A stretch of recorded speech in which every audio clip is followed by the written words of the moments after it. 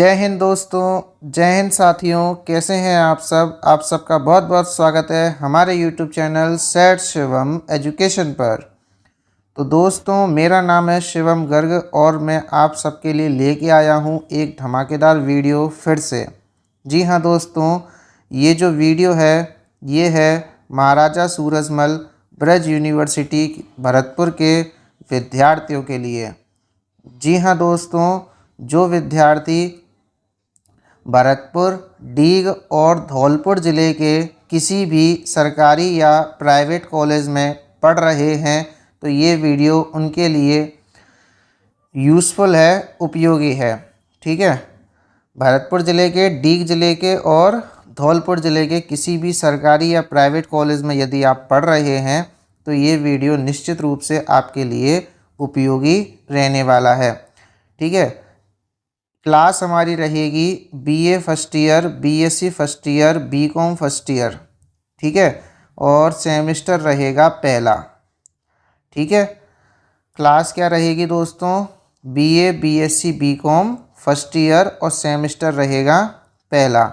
Semester first के जो exams होते हैं दोस्तों वो लगते हैं दिसंबर के महीने में, यानी कि दिसंबर 2024 में आपके जो है फर्स्ट सेमेस्टर के एग्ज़ाम्स प्रस्तावित हैं, लेकिन होंगे नहीं। ठीक है, लेकिन आपके एग्ज़ाम फर्स्ट सेमेस्टर के दिसंबर 2024 में होना मुश्किल है, यानी कि थोड़ा सा लेट होंगे। ठीक है, कितना लेट? 2 महीने लेट, यानी फरवरी के महीने में हो सकते हैं। आगे बात करते हैं। आज की वीडियो में हम देखेंगे जनरल इंग्लिश सब्जेक्ट का सिलेबस। जी हाँ दोस्तों, जनरल इंग्लिश जो कि एक कंपलसरी सब्जेक्ट है। जिस तरह से आपने 11th और 12th में इंग्लिश कंपलसरी सब्जेक्ट पढ़ी थी, उसी तरह से आपको ग्रेजुएशन में भी जनरल इंग्लिश सब्जेक्ट पढ़नी पड़ेगी। ठीक है, पहले तो इसके जो है मार्क्स नहीं जोड़े जाते थे, लेकिन अब क्रेडिट सिस्टम हो गया है तो अब सबके मार्क्स, सबके क्रेडिट जो है जोड़े जाते हैं। ठीक है, यानी आपको अच्छा परफॉर्म करना ज़रूरी है। ठीक है, बात करते हैं सेशन कौन सा रहेगा, तो सेशन रहेगा 2024-25। जैसा कि आप सब जानते हैं कि नवंबर 2024 का महीना चल रहा है और एकेडमिक सेशन 2024-25 चालू हो चुका है। आपके एडमिशन्स हो चुके हैं और आपका जो है अभी यूनिवर्सिटी एग्ज़ाम फॉर्म भी नहीं भरा है। यूनिवर्सिटी एग्ज़ाम फॉर्म भी नहीं भरा है, तो वो भी जल्द ही जो है शुरू हो जाएंगे।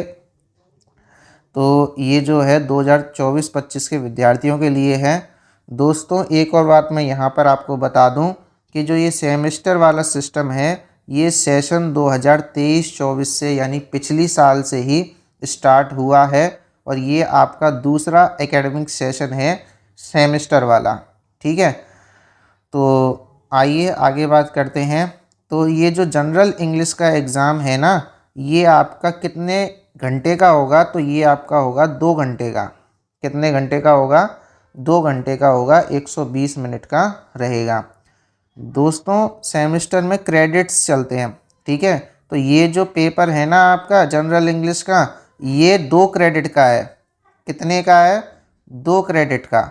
और एक क्रेडिट में होते हैं, एक क्रेडिट में कितने होते हैं? 25 मार्क्स। कितने होते हैं दोस्तों? 25 मार्क्स। तो 2 क्रेडिट का है तो 2 क्रेडिट में आपके हो गए 50 मार्क्स। कितने हो गए? 50 मार्क्स। तो दोस्तों, आपको जो है 50 में से 20 नंबर लाना जो है कंपलसरी है। यानी कि आप सेमेस्टर सिस्टम में किसी भी क्वेश्चन पेपर, किसी भी सब्जेक्ट का एग्ज़ाम दोगे तो आपको उसमें पासिंग मार्क्स 40% चाहिए। ठीक है, जैसे 50 का जो है 40% लगाएं तो आपका 20 नंबर आता है। कितना आता है? 20 नंबर आता है।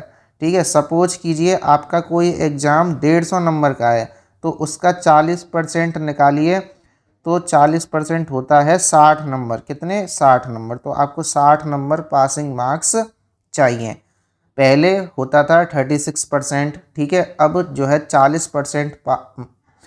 40% मिनिमम पासिंग मार्क्स चाहिए होते हैं, मिनिमम पासिंग परसेंटेज चाहिए होती है। ठीक है, तो मान लीजिए आपका कोई पेपर है 120 नंबर का रिटन एग्ज़ाम हो रहा है, तो उसका 40% कितना होगा, उसका 40% होगा 48 नंबर, यानी आपको 48 नंबर उसमें पास होने के लिए चाहिएंगे। जैसे पॉलिटिकल का आपका एग्ज़ाम 120 नंबर का होता है रिटन वाला, इंग्लिश लिटरेचर का 120 नंबर का होता है, हिस्ट्री का 120 नंबर का होता है। ठीक है, इस तरह से मैं आपको बता रहा हूँ कि आपको 40% नंबर जो है पास होने के लिए चाहिएंगे, चाहे आप किसी भी विषय का एग्ज़ाम दोगे, किसी भी सब्जेक्ट का पेपर दोगे तो। और यदि आप सिलेबस की पीडीएफ देखोगे तो वहाँ पे 16 लिखा हुआ है, ठीक है, या 18 लिखा हुआ है, सॉरी क्या लिखा हुआ है, 18 लिखा हुआ है, लेकिन 18 नहीं है, 20 है। ठीक है, इस बार जो रिज़ल्ट आया है उसमें 20 नंबर पर ही जो विद्यार्थी हैं वो पास हुए हैं। अच्छा, आगे बात करते हैं। देखो, हमारे पास दो तरह के स्टूडेंट्स होते हैं, एक तो होते हैं रेगुलर स्टूडेंट्स, जिनको जो है नियमित विद्यार्थी कहते हैं। क्या कहते हैं, नियमित विद्यार्थी। और दूसरी तरह के होते हैं नॉन कॉलेज स्टूडेंट्स, जिनको हिंदी में कहते हैं स्वयं पाठी परीक्षार्थी। ठीक है, तो रेगुलर जो स्टूडेंट्स होते हैं उनका किसी कॉलेज में या यूनिवर्सिटी में एडमिशन होता है, एनरोल्ड होते हैं। ठीक है, जबकि नॉन कॉलेज विद्यार्थी किसी भी कॉलेज में एनरोल्ड नहीं होते हैं, वो डायरेक्ट क्या करते हैं, यूनिवर्सिटी का एग्ज़ाम फॉर्म भरते हैं। नॉन कॉलेज विद्यार्थी यूनिवर्सिटी का डायरेक्ट एग्ज़ाम फॉर्म भरते हैं। तो नॉन कॉलेज विद्यार्थियों के लिए इंटरनल मार्क्स यानी सेशनल मार्क्स भी जो है नहीं प्रावधान होता है। नॉन कॉलेज विद्यार्थियों के लिए इंटरनल मार्क्स का या सेशनल मार्क्स का कोई प्रावधान नहीं होता है। तो जैसे ये जनरल इंग्लिश वाला एग्ज़ाम है, यदि आप रेगुलर स्टूडेंट हैं तो आपके लिए ये एग्ज़ाम लगेगा 40 नंबर का। कितने नंबर का, 40 नंबर का। और 10 नंबर जो है कॉलेज से भेजे जाएंगे। कहाँ से भेजे जाएंगे, कॉलेज से। 40 में से आपको जो है 16 नंबर लाना ज़रूरी है। कितना, 16 नंबर लाना ज़रूरी है। और 10 में से यदि आपको कॉलेज वाले मिनिमम 4 नंबर भेजते हैं, जब आप जो है पास होगे, क्या होगे, पास होगे। और 40 में से 16 नंबर लाओगे जब आप क्या है, पास होगे। तो आशा करता हूँ आप जो है बातों को समझ पा रहे होंगे। ठीक है, मैंने एक सिलेबस की वीडियो पिछली साल भी बनाई थी, ठीक है, जिस पे लगभग 3.5 के व्यूज़ जो है आ चुके हैं। तो यदि वो वीडियो आपने अभी तक नहीं देखी है तो प्लीज़ उस वीडियो को जा कर के देखें। ठीक है, ये वीडियो मैं स्पेशली किसके लिए बना रहा हूँ, 2024-25 में जिन्होंने एडमिशन इस साल अभी अभी लिया है। ठीक है, आगे बात करते हैं।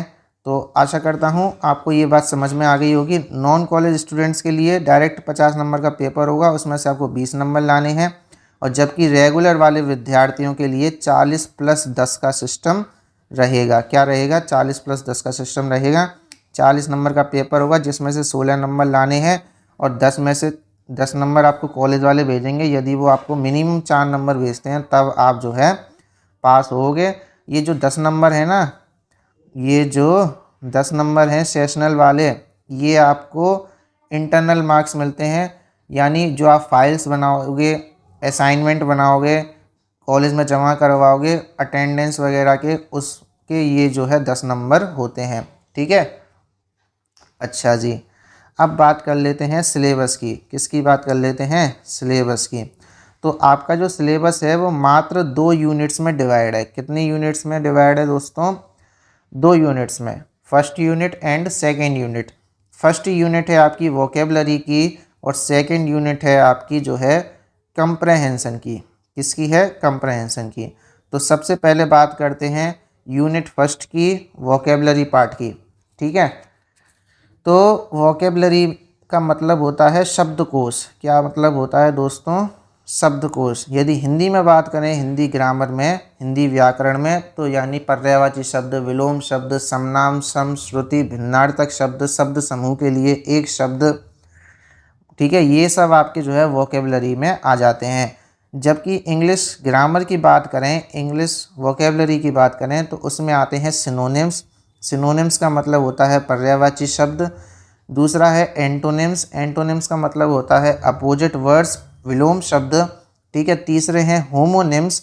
होमोनिम्स या फिर यहाँ पे हम कह सकते हैं होमोफोन्स। ठीक है, होमोफोन्स। और जिनको हिंदी में बोलते हैं समनाम या फिर समश्रुति भिन्नार्थक शब्द, अर्थात सुनने में तो एक समान लगते हैं लेकिन उनका जो अर्थ होता है शब्दों का वो अलग अलग होता है। आगे बात करते हैं वन वर्ड सब्स्टिट्यूशन की, यानी शब्द समूह के लिए एक शब्द। और 5वां टॉपिक है इसमें फ्रेजल वर्ब्स का। तो ये 5 टॉपिक जो है आपके सिलेबस में है। ठीक है। एग्ज़ाम में क्या होएगा सिस्टम, या तो वो इन 5 में से सवाल बनाएगा, 5 शब्द देगा। ठीक है। और कहेगा कि इनमें से कोई 4 अटेम्प्ट करने हैं, जैसा कि यहाँ पे लिखा हुआ है the students will be required to answer any 4 out of 5 options. ठीक है। या फिर कैसे करेगा वो एग्जामिनर के, इनमें से 4 देगा, 4 एंटोनिम देगा, 4 सिनोनिम देगा, 4 वन वर्ड देगा, 4 होमोनिम देगा और 4 फ्रेजल वर्ब देगा और सभी को जो है अटेम्प्ट करवाएगा। ठीक है। आशा करता हूँ आपको ये बात समझ में आ गई होगी। ये जो यूनिट है आपकी नॉन कॉलेज विद्यार्थियों के लिए 20 नंबर की और रेगुलर वाले विद्यार्थियों के लिए शायद 15 नंबर की है दोस्तों। ठीक है। तो एक और बात मैं आपको यहीं पर बता देता हूँ कि अपने YouTube channel set Shivam education पर ही, ठीक है, इन सिनोनिम्स की, एंटोनिम्स की, होमोनिम्स की और वन वर्ड सब्स्टिट्यूशन की जो वीडियो क्लास होती है, वीडियो लेक्चर होता है यूनिवर्सिटी एग्ज़ाम के हिसाब से, एग्ज़ाम अप्रोच के हिसाब से वो बनी हुई हैं। ठीक है। वीडियो क्लासेस बनी हुई हैं पुरानी, जिनको आपको प्लेलिस्ट में जा कर के देखना है। ठीक है। यदि आप देखना चाहते हैं तो वो बहुत ही ज़्यादा अच्छी क्लास हैं। और होमोनिम्स वाली क्लास पर तो कम से कम 3 के व्यूज़ जो है अपन को मिले हैं, हमें मिले हैं। ठीक है। तो आप सबका जो प्यार है वो उसके लिए बहुत बहुत धन्यवाद। आपका जो स्नेह है मिलता है उसके लिए बहुत बहुत धन्यवाद। अब बात करते हैं यूनिट सेकंड की। किसकी बात करते हैं? यूनिट सेकंड की, जो कि है कंप्रहेंशन की। किसकी है? कंप्रहेंशन की। तो सबसे पहले देखिए, आपके इस कंप्रहेंशन वाले पार्ट में 7 चैप्टर्स हैं। कितने हैं? 7 चैप्टर्स हैं। ये जो फर्स्ट और सेकंड वाला है, अर्थात विलियम वर्ड्सवर्थ की एक पोयम है 3 Years She Grew in Sun and Shower, और दूसरी है रूपर्ट ब्रूके की पोयम है द सोल्जर। ठीक है। तो ये जो शुरू की 2 कंटेंट है ये तो पोयम है। क्या है? पोयम है। और ये जो एंड के 5 है ना, ये वाले, ये आपका प्रोज वाला पार्ट है। ठीक है। प्रोज वाला पार्ट है, यानी चैप्टर है, लेसन है, पोयम नहीं है। ठीक है। बात करते हैं कौन कौन से प्रोज के चैप्टर्स हैं। तो आर के नारायण की एक शॉर्ट स्टोरी है दासी द ब्राइडग्रूम। ठीक है। लियो टॉलस्टॉय की एक स्टोरी है how much land does a man need, यानी कि एक व्यक्ति को कितनी भूमि की आवश्यकता है, यदि इसका हिंदी में ट्रांसलेशन करें तो। नेक्स्ट है ओ हेनरी की द गिफ्ट ऑफ द मागी। ठीक है। ये भी एक स्टोरी है, हो सकता है ये आपने 11th-12th में भी पढ़ी हो। इसके अलावा ए जी गार्डनर का एक ऐसे है ऑल अबाउट अ डॉग। ठीक है। नेक्स्ट है जॉन ब्राइट की एक स्पीच है पीस। क्या है? पीस। तो ये आपके 5 जो है प्रोज के चैप्टर हैं और ये शुरू की जो है 2 आपके सिलेबस में पोएम्स हैं। अच्छा, अब इनमें से, ठीक है, इनमें से आपसे क्वेश्चंस किस प्रकार से पूछे जाएंगे ये देख लेते हैं। ठीक है। तो देखिए, सबसे पहले तो आपके लिए there will be an extract from the prescribed texts for comprehension, अर्थात इन 7 में से आपके लिए एक एक्सट्रैक्ट आएगा। क्या आएगा? एक्सट्रैक्ट आएगा, यानी पोएम्स में से स्टेंजा दे सकता है और चैप्टर्स में से पैराग्राफ दे सकता है। सीन पैसेज की तरह ये आपका क्वेश्चन होएगा, जिसमें से आपको स्टेंजा दे देगा और उसमें से 5 क्वेश्चंस आपसे पूछेगा। ठीक है, आशा करता हूँ आपको समझ में आ गया होगा।